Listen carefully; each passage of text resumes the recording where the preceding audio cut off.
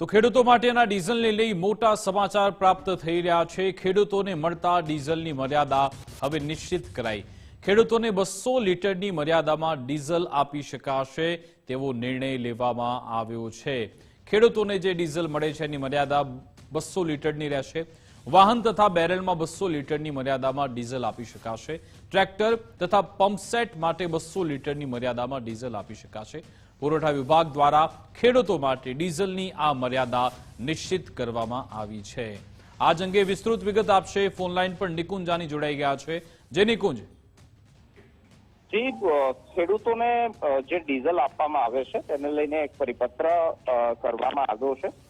મહત્વનું છે કે ખેડૂતોને 200 લીટરની મર્યાદામાં ડીઝલ આપી શકાશે। પહેલા એ પ્રકારનો પરિપત્ર થયો હતો કે ખેડૂતોને અથવા તો કોઈને કોઈ બેરલની અંદર ડીઝલ પેટ્રોલ ન આપવું, પરંતુ એ પરિપત્રને રિવાઇઝ કરાયો છે ને તે પરિપત્રની અંદર ખેડૂતોને વાહન તથા કોઈ પણ બેરલની અંદર 200 લીટરની મર્યાદામાં ડીઝલ જે છે તે આપવા માટેનો નિર્ણય લેવાયો છે। બિલકુલ આભાર તમામ જાણકારી આપવા બદલ।